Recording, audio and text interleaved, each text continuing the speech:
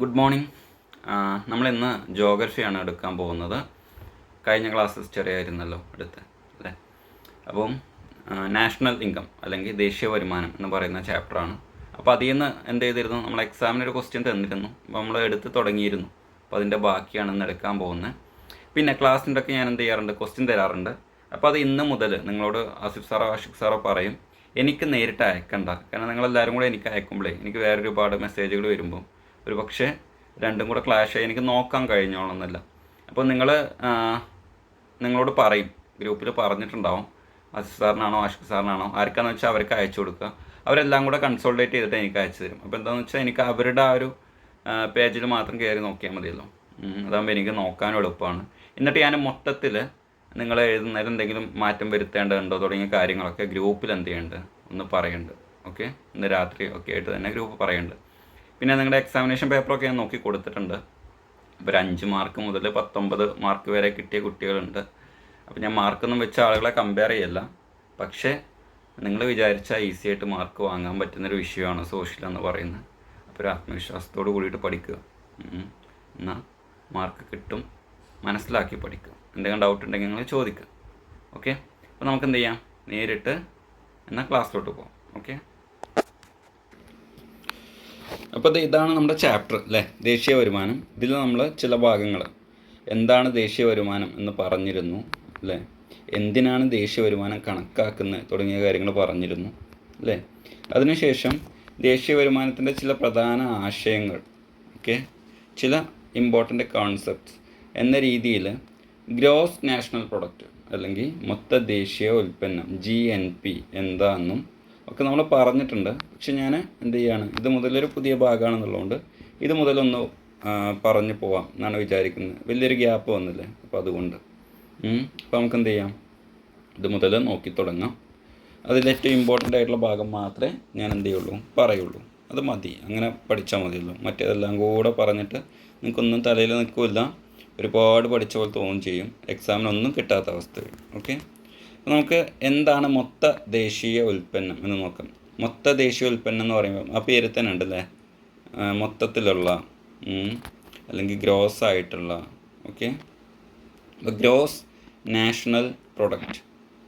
അപ്പം നമ്മുടെ രാജ്യത്തിൻ്റെ പേരിൽ ഉൽപ്പാദിപ്പിക്കുന്ന പ്രൊഡക്റ്റുകളാണെന്ത് ഈ ഗ്രോസ് നാഷണൽ പ്രൊഡക്റ്റ് അല്ലെങ്കിൽ മൊത്ത ദേശീയ ഉൽപ്പന്നം എന്ന് പറയുന്നത്.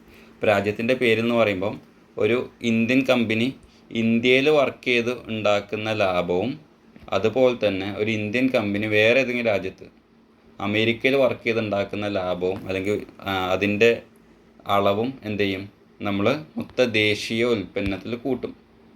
ഓക്കെ, അതേസമയം അടുത്തൊരു കൺസെപ്റ്റ് ഉണ്ട്, അത് മൊത്ത ആഭ്യന്തര ഉൽപ്പന്നമാണ്. Okay, gross domestic product. അവിടെ ഇപ്പോൾ ദേശീയ എന്നല്ല പറയുന്നത്, ആഭ്യന്തരം എന്നാണ്. ആഭ്യന്തരം എന്ന് പറഞ്ഞാൽ രാജ്യത്തിനുള്ളിൽ. ഓക്കെ, അപ്പം അതിലെന്തേ വരുള്ളൂ എന്ന് വെച്ചാൽ ഇന്ത്യക്കുള്ളിൽ ഉണ്ടാക്കുന്ന പ്രോഡക്റ്റ്സേ വരുള്ളൂ. അതിന് ഇന്ത്യൻ കമ്പനി ആണെങ്കിലും ഒരു അമേരിക്കൻ കമ്പനി ഇന്ത്യയിൽ ഉണ്ടാക്കുന്നുണ്ടെങ്കിലും അതെന്തിൽ വരും, GDPയിൽ വരും, മൊത്ത ആഭ്യന്തര ഉൽപ്പന്നത്തിൽ വരും.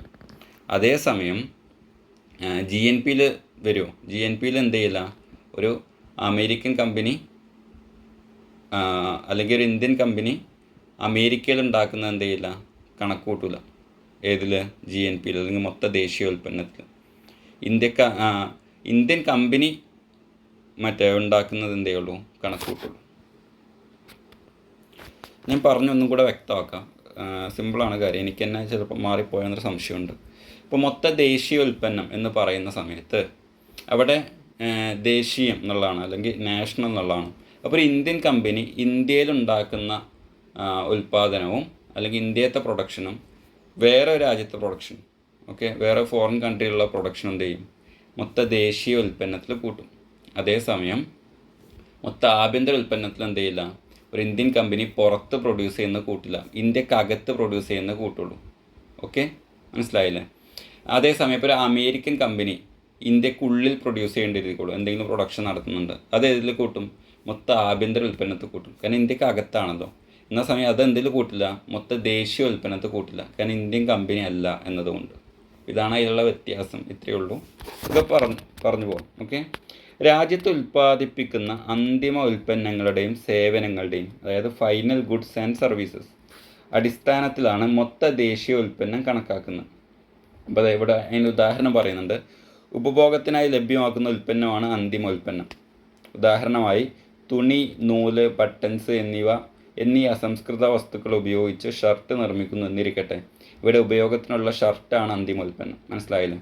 അപ്പോൾ അവിടെ ബട്ടൺസും നൂലൊന്നും എന്തല്ല ഫൈനൽ ഗുഡ്സായിട്ട് പറയാൻ പറ്റില്ല, അല്ലെങ്കിൽ അന്തിമ ഉൽപ്പന്നമായിട്ട് പറയാൻ പറ്റില്ല.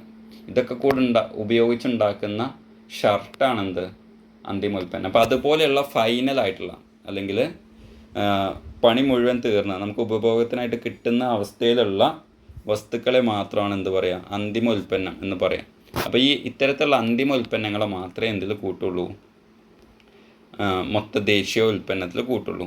ഓക്കെ. അപ്പോൾ രാജ്യത്ത് ഉൽപ്പാദിപ്പിക്കുന്ന അന്തിമ ഉൽപ്പന്നങ്ങളുടെയും സേവനങ്ങളുടെയും അടിസ്ഥാനത്തിലാണ് മൊത്ത ദേശീയ ഉൽപ്പന്നം കണക്കാക്കുന്നത് എന്നാണ് പറയുന്നത്. ഇനി അതിൻ്റെ കൃത്യം ഡെഫിനിഷൻ ഇവിടെ പറയുന്നുണ്ട്. ഉൽപ്പാദിപ്പിക്കപ്പെടുന്ന അന്തിമ സാധനങ്ങളുടെയും സേവനങ്ങളുടെയും പണമൂല്യം, മണി വാല്യൂ ആണ് മൊത്ത ദേശീയ ഉൽപ്പന്നം. ഒരു സാമ്പത്തിക വർഷത്തേക്കാണ് മൊത്ത ദേശീയ ഉൽപ്പന്നം കണക്കാക്കുന്നത്. ഓക്കെ. അപ്പോൾ ഉൽപ്പാദിപ്പിക്കപ്പെടുന്ന, എവിടെ ഉൽപ്പാദിപ്പിക്കുന്നതെന്ന് പറഞ്ഞിട്ടില്ല. തുടക്കത്തിൽ രാജ്യത്തെന്ന് പറഞ്ഞെങ്കിലും രാജ്യത്ത് എന്നുള്ളതല്ല, ഇന്ത്യൻ കമ്പനികൾ എന്നുള്ളതാണ്. ഓക്കെ. അപ്പോൾ ഉൽപ്പാദിപ്പിക്കപ്പെടുന്ന അന്തിമ സാധനങ്ങളുടെയും സേവനങ്ങളുടെയും പണമൂല്യമാണെന്ത് മൊത്ത ദേശീയ ഉൽപ്പന്നം. ഇനി ഇതും മൊത്ത ആഭ്യന്തര ഉൽപ്പന്നം നമ്മൾ ഇത്രേ വ്യത്യാസമുള്ളൂ. ഉൽപ്പാദിപ്പിക്കപ്പെടുന്ന എന്ന സ്ഥാനത്ത് എന്ത് ചെയ്യും, ഇന്ത്യയിൽ ഉൽപ്പാദിപ്പിക്കപ്പെടുന്ന അല്ലെങ്കിൽ ഇന്ത്യൻ്റെ ആഭ്യന്തര അതിർത്തിക്കുള്ളിൽ ഉൽപ്പാദിപ്പിക്കുന്ന അന്തിമ സാധനങ്ങളുടെയും സേവനങ്ങളുടെയും പണമൂല്യമാണ് എന്ത് മൊത്ത ആഭ്യന്തര ഉൽപ്പന്നം. അതേസമയം എവിടെയാണെങ്കിലും ഇന്ത്യൻ കമ്പനികൾ ഉൽപ്പാദിപ്പിക്കപ്പെടുന്ന അന്തിമ സാധനങ്ങളുടെയും സേവനങ്ങളുടെയും പണമൂല്യമാണെന്ത് മൊത്ത ദേശീയ ഉൽപ്പന്നം. അപ്പോൾ ഒരു സാമ്പത്തിക വർഷത്തേക്കാണ് മൊത്ത ദേശീയ ഉൽപ്പന്നം എന്ത് ചെയ്യുന്നത് കണക്കാക്കുന്നത്. ഇതിൻ്റെ ഇംഗ്ലീഷ് ഭാഗം കൂടെ നമുക്ക് നോക്കാം. ഗ്രോസ് നാഷണൽ പ്രൊഡക്റ്റ് അല്ലേ, GNP. It is calculated on the basis of final goods and services produced in A country. രാജ്യത്തിൽ ഉൽപ്പാദിപ്പിക്കപ്പെടുന്ന ഫൈനലായിട്ടുള്ള ഗുഡ്സ് ആൻഡ് സർവീസസിൻ്റെ ബേസിലാണ് ഇത് കാൽക്കുലേറ്റ് ചെയ്യുന്നത്. The product that are available for consumption are called final product. കൺസപ്ഷനായിട്ട് അല്ലെങ്കിൽ ഉപയോഗത്തിനായിട്ട് ലഭ്യമാവുന്ന വസ്തുക്കളെയാണ് നമ്മൾ ഫൈനൽ പ്രൊഡക്റ്റ് എന്ന് പറയും. For example, we manufacture shirts using raw materials such as cloth, thread and buttons. അപ്പോൾ ബട്ടണും ത്രെഡും ക്ലോത്തൊക്കെ ഉപയോഗിച്ച് നമ്മൾ എന്തുണ്ടാക്കണം, ഷർട്ട് ഉണ്ടാക്കുന്ന ഇരിക്കുള്ളൂ. Here the shirt is the final product for consumption. ഇവിടെ എന്താണ്, ഇവിടെ ഷർട്ടാണ് കൺസപ്ഷന് വേണ്ടിയിട്ടുള്ള ഫൈനൽ പ്രൊഡക്റ്റ് എന്ന് പറയുന്നത്. അപ്പോൾ അത്തരത്തിലുള്ള വസ്തുക്കളുടെ മൂല്യമാണ്, വാല്യൂ ആണ് നമ്മൾ എന്ത് ചെയ്യുക, ഈ GNPയിൽ അല്ലെങ്കിൽ ഗ്രോസ് നാഷണൽ പ്രൊഡക്റ്റിൽ ഉൾപ്പെടുത്തുക. ഇനി the money value of final goods and services produced is the gross national product. Okay. അപ്പം GNP അല്ലെങ്കിൽ ഗ്രോസ് നാഷണൽ പ്രൊഡക്റ്റ് എന്താണെന്ന് വെച്ചാൽ the money value of final goods and services അല്ലേ, അന്തിമ ഉൽപ്പന്നങ്ങളുടെ എന്താണ് മണി വാല്യൂ, പണമൂല്യമാണെന്ത് ഗ്രോസ് നാഷണൽ പ്രൊഡക്റ്റ് എന്ന് പറഞ്ഞാൽ. Okay. The GNP of a country is calculated for a particular financial year. ഇപ്പോൾ ഒരു പെർട്ടിക്കുലർ ഫിനാൻഷ്യൽ ഇയറിലാണ് എന്ത് കണക്കാക്കുക, ഈ പറയുന്ന GNP കണക്കാക്കുക. ഫിനാൻഷ്യൽ ഇയർ എന്ന് പറഞ്ഞാൽ ഇന്ത്യയിൽ എങ്ങനെയാണ്, ഏപ്രിൽ 1 മുതൽ മാർച്ച് 31 വരെയാണ്, അല്ലാതെ ജനുവരി മുതൽ അടുത്ത ഡിസംബർ വരെ അല്ല. അപ്പം ഏപ്രിൽ 1 തുടങ്ങും, മാർച്ച് 31 തീരും. ആ രീതിയിലാണ് ഫിനാൻഷ്യൽ ഇയർ. അപ്പോൾ ഈ ഒരു വർഷത്തേക്കാണ് എന്ത് കണക്കാക്കുക, GNP കണക്കാക്കുക. ഓക്കെ.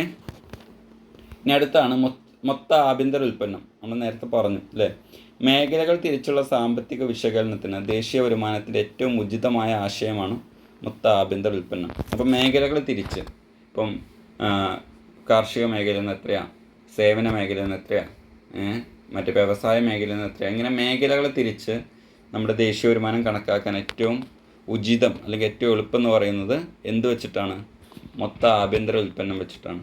ഓക്കെ.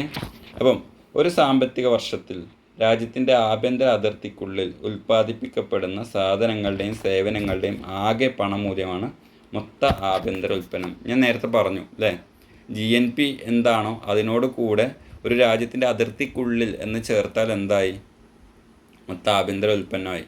അതായത് മൊത്ത ദേശീയ ഉൽപ്പന്നം എന്താണോ അതിൻ്റെ കൂടെ ആ വസ്തുക്കൾ ഉണ്ടാക്കുന്നത് ഇന്ത്യക്കുള്ളിൽ മാത്രമാണെന്നുണ്ടെങ്കിൽ അതെന്തായിട്ട് മാറി, മൊത്ത ആഭ്യന്തര ഉൽപ്പന്നമായിട്ട് മാറി. ആ പേര് തന്നെ ഉണ്ട്, ആഭ്യന്തരം, ഡൊമസ്റ്റിക്. അപ്പം ഒരു രാജ്യത്തിനുള്ളിൽ എന്നുള്ളതാണ് ഉദ്ദേശിക്കുന്നത്. അപ്പോൾ ഒരു സാമ്പത്തിക വർഷത്തിൽ രാജ്യത്തിൻ്റെ ആഭ്യന്തര അതിർത്തിക്കുള്ളിൽ, അതാണ് ഡൊമസ്റ്റിക് ടെറിട്ടറി എന്ന് പറഞ്ഞത്, ഉൽപ്പാദിപ്പിക്കപ്പെടുന്ന സാധനങ്ങളുടെയും സേവനങ്ങളുടെയും ആകെ പണമൂല്യമാണ് മൊത്ത ആഭ്യന്തര ഉൽപ്പന്നം. ഓക്കെ, ഇതെവിടെ ഉണ്ട്? The GDP of a country is the total money value of the final goods and services produced within the domestic territory during a financial year. Okay, അപ്പോൾ GDP എന്ന് പറഞ്ഞാൽ എന്താണ്? അത് ടോട്ടൽ മണി വാല്യൂ ആണ് അല്ലേ? Total money value of final goods and services. നമ്മൾ നേരത്തെ പറഞ്ഞ പോലെ തന്നെ അല്ലേ, അന്തിമ അല്ലെങ്കിൽ ഫൈനലായിട്ടുള്ള ഗുഡ്സ് ആൻഡ് സർവീസസിൻ്റെ മണി വാല്യൂ ആണ്. എങ്ങനെയുള്ളത്? Produced within the domestic territory during a financial year. Okay, അപ്പോൾ രാജ്യത്തിൻ്റെ ഡൊമസ്റ്റിക് ടെറിട്ടറി അല്ലെങ്കിൽ ആഭ്യന്തര അതിർത്തിക്കുള്ളിൽ നിർമ്മിക്കുന്ന, അല്ലെങ്കിൽ ഒരു ഫിനാൻഷ്യൽ ഇയറിൽ ആഭ്യന്തരമായിട്ട് നിർമ്മിക്കുന്ന, രാജ്യത്തിനുള്ളിൽ നിർമ്മിക്കുന്ന ഫൈനൽ ഗുഡ്സ് ആൻഡ് സർവീസസിൻ്റെ മണി വാല്യൂ ആണെന്ത്? GDP അല്ലെങ്കിൽ ഗ്രോസ് ഡൊമസ്റ്റിക് പ്രോഡക്റ്റ് എന്ന് പറഞ്ഞു. എളുപ്പമാണ് കാര്യം. ഇപ്പോൾ GDPയും GNPയും തമ്മിലുള്ള വ്യത്യാസം എന്താണ്? അല്ലെങ്കിൽ മൊത്ത ദേശീയ ഉൽപ്പന്നവും മൊത്ത ആഭ്യന്തര ഉൽപ്പന്നവും തമ്മിലുള്ള വ്യത്യാസം എന്താണെന്ന് വെച്ചാൽ, ആഭ്യന്തര ഉൽപ്പന്നമാകുമ്പം ആ പറഞ്ഞ വസ്തുക്കൾ ഉണ്ടാക്കുന്ന ഇന്ത്യക്കുള്ളിലാവും. മറ്റേത് ഇന്ത്യക്കുള്ളിലായിക്കോണം നിർബന്ധമല്ല. ഇന്ത്യൻ കമ്പനികൾ ലോകത്ത് എവിടെ ഉണ്ടാക്കുന്ന എന്തിൽ വരും? മൊത്ത ദേശീയ ഉൽപ്പന്നത്തിൽ വരും. അതേസമയം മൊത്ത ആഭ്യന്തര ഉൽപ്പന്നത്തിൽ അത് വരില്ല, ഇന്ത്യക്കകത്തുണ്ടാക്കുന്ന മാത്രമേ വരുള്ളൂ. ഇവിടെ കൃത്യമായിട്ട് പറയുന്നുണ്ട്, വിദേശത്ത് ജോലി ചെയ്യുന്ന വ്യക്തികളുടെ വരുമാനം, വിദേശ രാജ്യങ്ങളിൽ പ്രവർത്തിക്കുന്ന സ്ഥാപനങ്ങളുടെയും സംരംഭങ്ങളുടെയും ലാഭം തുടങ്ങിയവ ഇതിൽ ഉൾപ്പെടുത്തുന്നില്ല. കാരണം എന്താ? ഇന്ത്യക്കകത്ത് ഉണ്ടാക്കുന്ന അല്ലെങ്കിൽ ഇന്ത്യക്കകത്ത് നിന്ന് ലഭിക്കുന്ന മാത്രമേ ഉൾപ്പെടുത്തുള്ളൂ. ഓക്കെ, അത് ഉദാഹരണത്തിന് ഒരു ഇന്ത്യൻ സ്ഥാപനം അമേരിക്കയിൽ പ്രവർത്തിക്കുന്നു എന്നിരിക്കട്ടെ. സ്ഥാപനത്തിൻ്റെ ലാഭം അമേരിക്ക GDPയിൽ ഉൾപ്പെടുത്തുമ്പോൾ ഇന്ത്യ GNPയിലാണ് ഉൾപ്പെടുത്തുന്നത്. മനസ്സിലായോ? അപ്പം ഒരു ഇന്ത്യൻ കമ്പനി അമേരിക്കയിൽ പ്രവർത്തിക്കൊണ്ടിരിക്കുള്ളൂ. അപ്പോൾ അമേരിക്കനെ സംബന്ധിച്ചാൽ എന്താണ്? മൊത്ത ആഭ്യന്തര ഉൽപ്പന്നമാണ്. കാരണം എന്താ? ഇന്ത്യൻ കമ്പനി ആണെങ്കിൽ ഉൽപ്പാദിപ്പിക്കുന്ന എവിടെയാണ്? അമേരിക്കക്കുള്ളിലാണ് അല്ലേ? പക്ഷെ എന്നാൽ ഇന്ത്യനെ സംബന്ധിച്ചാൽ എന്തല്ല? മൊത്ത ആഭ്യന്തര ഉൽപ്പന്നമല്ല, മൊത്ത ദേശീയ ഉൽപ്പന്നമാണ്. കാരണം എന്താ? ഇന്ത്യക്ക് അകത്തല്ല, അതേസമയം ഇന്ത്യൻ കമ്പനിയാണ്. ഇതാണ് വ്യത്യാസം എന്ന് പറയുന്നത്. ഓക്കെ, അപ്പം ഇനി തിരിച്ചാലോചിച്ച് നോക്കൂ. ഒരു അമേരിക്കൻ കമ്പനി ഇന്ത്യയിൽ വർക്ക് ചെയ്യാമെന്ന് എഴുതിക്കോളും. ഒരു അമേരിക്കൻ കമ്പനി ഇന്ത്യയിൽ വർക്ക് ചെയ്യുകയാണെന്നുണ്ടെങ്കിൽ ഇന്ത്യൻ്റെ GDPയിൽ അത് കൂട്ടും. കാരണം എന്താ? അമേരിക്കൻ കമ്പനി ആണെങ്കിൽ ഇന്ത്യക്കുള്ളിലല്ലേ ഉണ്ടാക്കുന്നത്. അപ്പം ഗ്രോസ് ഡൊമസ്റ്റിക് പ്രോഡക്റ്റിൽ അല്ലെങ്കിൽ മൊത്ത ആഭ്യന്തര ഉൽപ്പന്നത്തിൽ അത് കൂട്ടും. അതേസമയം അമേരിക്ക അത് അവരുടെ GDPയിൽ കൂട്ടുമോ? ഇല്ല, അമേരിക്ക അത് അവരുടെ GNPയിലേ കൂട്ടുള്ളൂ അല്ലേ? മൊത്ത ദേശീയ ഉൽപ്പന്നത്തിലേ കൂട്ടുള്ളൂ. കാരണം എന്താ? അമേരിക്കക്കുള്ളിലല്ല ഉണ്ടാക്കുന്നത്. അതേസമയം അമേരിക്കൻ കമ്പനിയാണോ? അതേ ആണ്. അപ്പോൾ എന്തിൽ കൂട്ടും? അവരുടെ മൊത്ത ദേശീയ ഉൽപ്പന്നത്തിൽ കൂട്ടും, നമ്മുടെ മൊത്ത ആഭ്യന്തര ഉൽപ്പന്നത്തിലും കൂട്ടും. അപ്പോൾ ഇങ്ങനെ ഒന്ന് മനസ്സിലാക്കിയിട്ട് നോക്കുക. ആ ഭാഗത്തോടെ പറയുന്നുണ്ട്, the income of people working abroad and the profit of institutions and firms operating abroad will not be included while calculating the gross domestic product. അപ്പോൾ ഗ്രോസ് ഡൊമസ്റ്റിക് പ്രോഡക്റ്റ് അല്ലെങ്കിൽ GDP കാൽക്കുലേറ്റ് ചെയ്യുന്ന സമയത്ത് എന്ത് ചെയ്യില്ല? നമ്മൾ അബ്രോഡിൽ വർക്ക് ചെയ്യുന്ന അല്ലെങ്കിൽ വിദേശത്ത് വർക്ക് ചെയ്യുന്ന ആളുകളുടെ ഇൻകമോ അല്ലെങ്കിൽ അവിടുത്തെ ഫേംസിൻ്റെ, വിദേശത്ത് വർക്ക് ചെയ്യുന്ന ഇന്ത്യൻ ഫേംസിൻ്റെ പ്രോഫിറ്റോ എന്ത് ചെയ്യില്ല? നമ്മൾ വിൽ നോട്ട് ബി ഇൻക്ലൂഡഡ്, നമ്മളത് ഉൾപ്പെടുത്തില്ല. എന്തിൽ? GDPയിൽ. ഓക്കെ, ഇവിടെ പറയുന്നുണ്ട്, for example suppose an Indian firm operates in America, the profit of that institution will be included in the gross domestic product of America but in the gross national product of India. അപ്പോൾ Indian company അമേരിക്കയിൽ work ചെയ്യുകയാണെങ്കിൽ അമേരിക്കയിൽ അത് അവരുടെ GDPയിലും ഇന്ത്യൻ്റെ കേസിൽ അത് നമ്മുടെ GNPയിലും അല്ലെങ്കിൽ ഗ്രോസ് നാഷണൽ പ്രൊഡക്റ്റിലുമാണ് ഉൾപ്പെടുത്തുക. ഓക്കെ, അപ്പം ഇനി ഞാൻ ഇവിടുന്ന് ഒരു ചോദ്യം തരാം. ഇത് രണ്ടും നമുക്ക് എപ്പോഴും മനസ്സിലായിട്ടില്ല എന്നുണ്ടെങ്കിൽ ഈ ഒരു ചോദ്യത്തിന് ഉത്തരം എഴുതുന്ന സമയത്ത് മനസ്സിലാവും. ഓക്കെ, അപ്പം ഒന്ന് എഴുതിക്കോളൂ. ഞാൻ ക്വസ്റ്റ്യൻ പറയാം.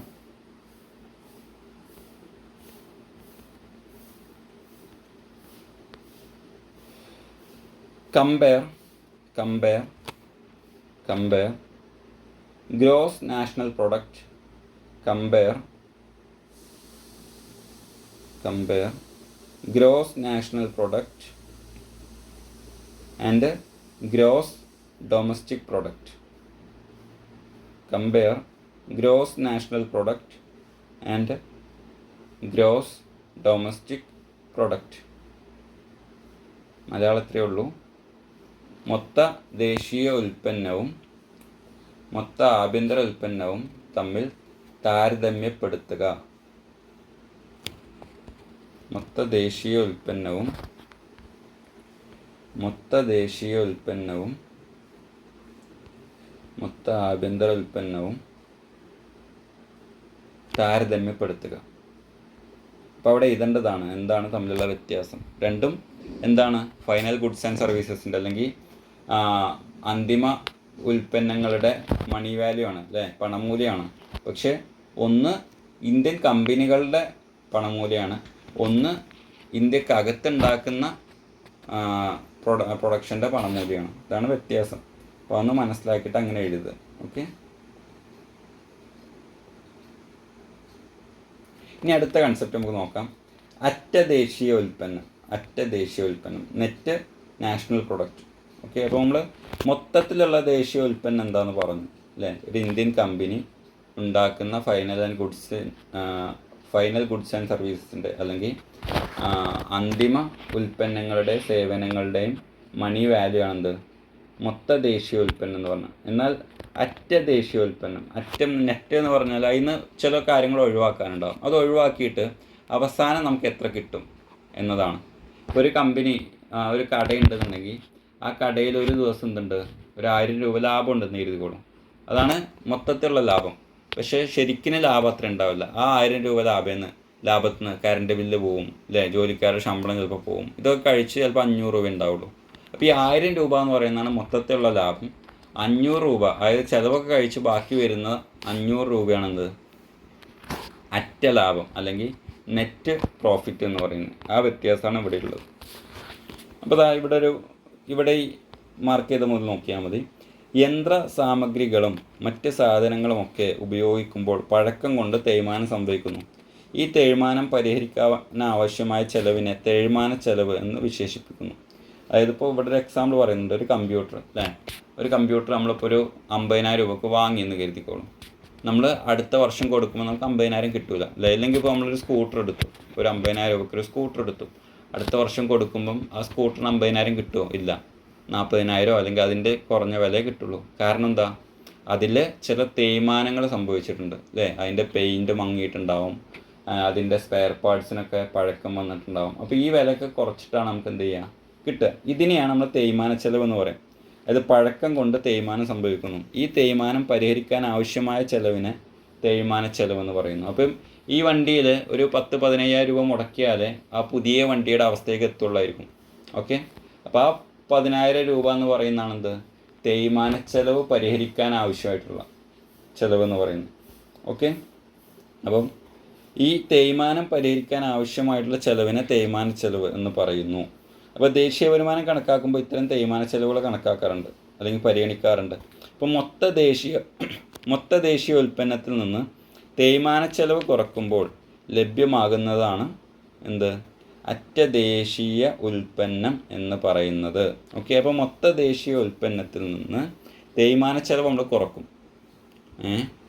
കാരണം ഇപ്പം ഒരു ഫാക്ടറിക്ക് ആണെന്നുണ്ടെങ്കിൽ ഒരു വർഷം കൊണ്ട് എന്ത് ചെയ്തേക്കും, ആ ഫാക്ടറിയിൽ ഒരുപാട് തേയ്മാനം വന്നിട്ടുണ്ടാവും. അപ്പം അതും കൂടെ നമ്മൾ കുറക്കും. അതും കൂടെ കുറച്ചിട്ട് കണക്കാക്കുന്നതാണെന്ത്? അറ്റ ദേശീയ ഉൽപ്പന്നം. ഓക്കെ. സാങ്കേതികമായി അറ്റ ദേശീയ ഉൽപ്പന്നമാണ് ദേശീയ വരുമാനമായി അറിയപ്പെടുന്നത്. ഓക്കെ. അപ്പോൾ ഈ അറ്റ ദേശീയ ഉൽപ്പന്നമാണ് എന്ത്? നമ്മുടെ ദേശീയ വരുമാനം എന്ന് പറയുന്നത് സാങ്കേതികമായിട്ട്. കാരണം ഇന്ത്യൻ കമ്പനീസ് ഉണ്ടാക്കുന്നതല്ലേ അല്ലേ. കാരണം അമേരിക്കൻ കമ്പനീസ് ഇപ്പോൾ ഇന്ത്യയിൽ ഉണ്ടാക്കുന്നതാണെങ്കിൽ അതിൻ്റെ ലാഭം അവരെന്ത് ചെയ്യും, കുറച്ച് ഇവിടെ ചിലവഴിക്കുള്ളൂ, ബാക്കി അവരെന്ത് ചെയ്യും, അമേരിക്കയിൽ കൊണ്ടുപോകും. പക്ഷെ ഒരു ഇന്ത്യൻ കമ്പനി അമേരിക്കയിൽ പ്രവർത്തിക്കുന്ന സമയത്താണെങ്കിലും അതിൻ്റെ കുറച്ച് പ്രോഫിറ്റ് അവിടെ കൊടുത്തിട്ട് ബാക്കി വലിയ പ്രോഫിറ്റ് എങ്ങോട്ട് വരും, ഇന്ത്യയിലോട്ട് വരും. അപ്പോൾ അതുകൊണ്ടാണ് ദേശീയ ഉൽപ്പന്നത്തെ, ആഭ്യന്തര ഉൽപ്പന്നത്തിന് പകരം ദേശീയ ഉൽപ്പന്നത്തെ നമ്മൾ ദേശീയ വരുമാനമായിട്ട് കണക്കാക്കുന്നത്.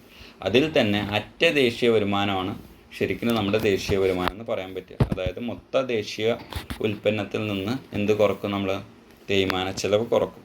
ഇതവിടെ കൊടുത്തിട്ടുണ്ട് അല്ലേ. അറ്റ ദേശീയ ഉൽപ്പന്നം എന്ന് പറഞ്ഞാൽ മൊത്ത ദേശീയ ഉൽപ്പന്നം മൈനസ് തേയ്മാന ചെലവ്. വളരെ എളുപ്പമാണ് കേട്ടോ, സിമ്പിൾ കൺസെപ്റ്റാണ് ഇതിവിടെ പറയുന്നത്. നമുക്ക് നോക്കാം. ഗ്രോസ് നാഷണൽ പ്രൊഡക്റ്റ് ഒക്കെ നമ്മൾ കഴിഞ്ഞിട്ടുള്ളേ. ഇനി നെറ്റ് നാഷണൽ പ്രൊഡക്റ്റ്, രണ്ടും നാഷണൽ പ്രൊഡക്റ്റ് ആയതുകൊണ്ട് ചിലപ്പം മാറിപ്പോവും. With time machinery and other things suffer from wear and tear. Wear and tear എന്ന് പറഞ്ഞാൽ തേയ്മാനം എന്നുള്ളതാണ്. അപ്പോൾ മെഷീനറിയൊക്കെ പോലെയുള്ള കാര്യങ്ങൾ എന്ത് ചെയ്യും, വിയർ ആൻഡ് ടയർ ഉണ്ടാവും, അല്ലെങ്കിൽ തേയ്മാനം ഉണ്ടാവും. Okay, the cost incurred to remedy this wear and tear is termed as depreciation charges. അപ്പോൾ ഈ വിയർ ആൻഡ് ടിയർ പരിഹരിക്കാൻ ആവശ്യമായിട്ടുള്ള, അല്ലെങ്കിൽ അതിൻ്റെ റെമഡിക്ക് ആവശ്യമായിട്ടുള്ള ചാർജസ് ആണെന്ത്, ഡിപ്രിസിയേഷൻ ചാർജസ് അല്ലെങ്കിൽ തേയ്മാന ചെലവ് എന്ന് പറയുന്നത്. The depreciation charges are taken into the consideration while calculating national income. അപ്പോൾ നമ്മൾ നാഷണൽ ഇൻകം കാൽക്കുലേറ്റ് ചെയ്യുന്ന സമയത്ത് എന്തും കൂടെ നോക്കാറുണ്ട്, ഡിപ്രിസിയേഷൻ ചാർജസും കൂടെ നോക്കാറുണ്ട്. അങ്ങനെ നോക്കുന്ന സമയത്ത് when we deduct depreciation charges from gross national product we get the net national product. അപ്പോൾ ഗ്രോസ് നാഷണൽ പ്രൊഡക്റ്റിൽ നിന്ന് ഡിപ്രിസിയേഷൻ ചാർജസ് ഡിഡക്റ്റ് ചെയ്താൽ, കുറച്ചാൽ നമുക്ക് എന്ത് കിട്ടും, നെറ്റ് നാഷണൽ പ്രൊഡക്റ്റ് കിട്ടും. ഓക്കെ, ടെക്നിക്കലി പറയുന്ന സമയത്ത് net national product is considered as national income. അപ്പം നെറ്റ് നാഷണൽ പ്രൊഡക്റ്റാണ് നാഷണൽ ഇൻകമായിട്ട് കണക്കാക്കുന്നത്. ഇതിവിടെ അതിൻ്റെ ഇത് പറയുന്നുണ്ട് അല്ലേ, net national product is equal to gross national product minus depreciation charges. Okay, അങ്ങനെ പറയുന്നുണ്ട്.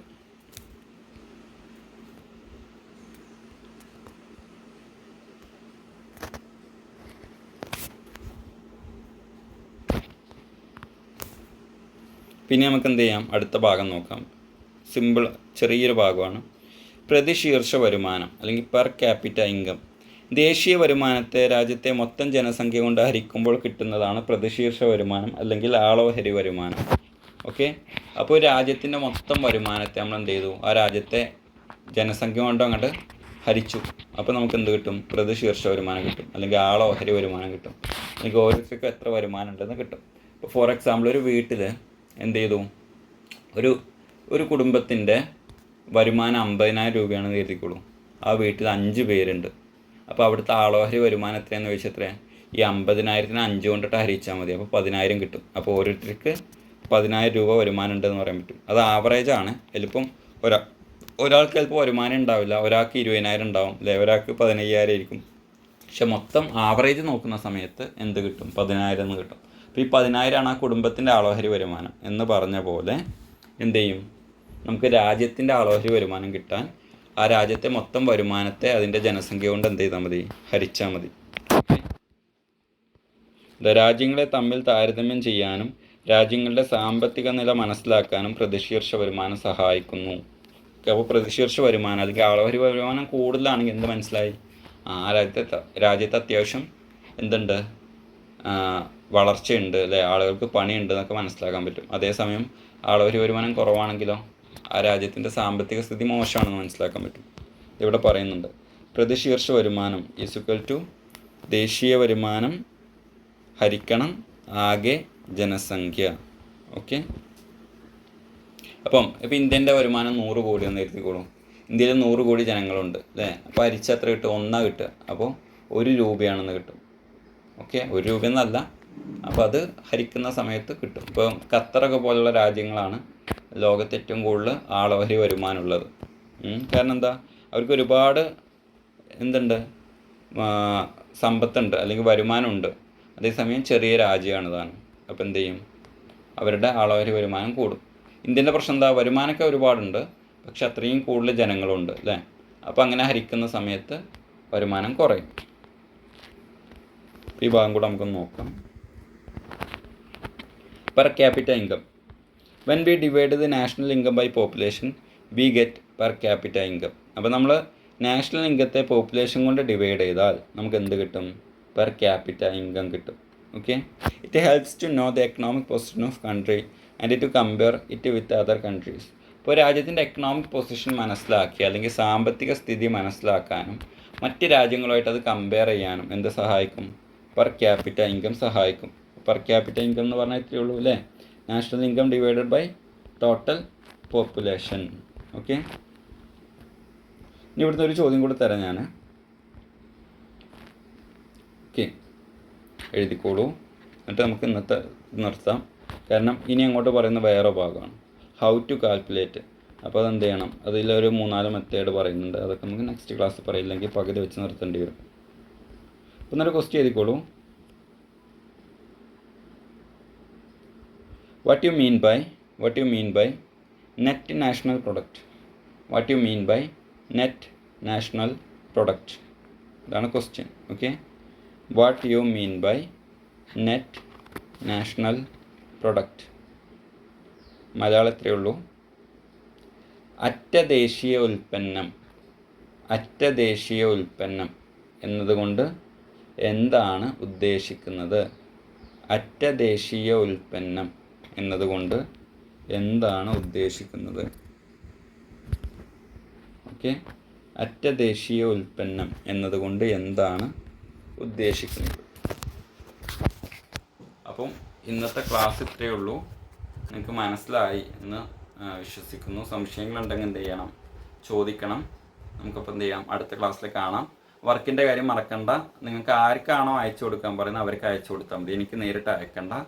അവരെനിക്ക് കൺസോൾട്ടേറ്റ് ചെയ്ത് ഒന്നിച്ച് അയച്ചു തന്നോളും. അപ്പോൾ അതെനിക്ക് ഒന്നും കൂടെ വാല്യൂ ചെയ്യാനൊക്കെ എളുപ്പമാണ്. ഓക്കെ, എന്നിട്ട് ഞാൻ അതിൻ്റെ ഒരു റെസ്പോൺസ് ഗ്രൂപ്പിൽ തരുകയും ചെയ്യുന്നുണ്ട്. ശരി.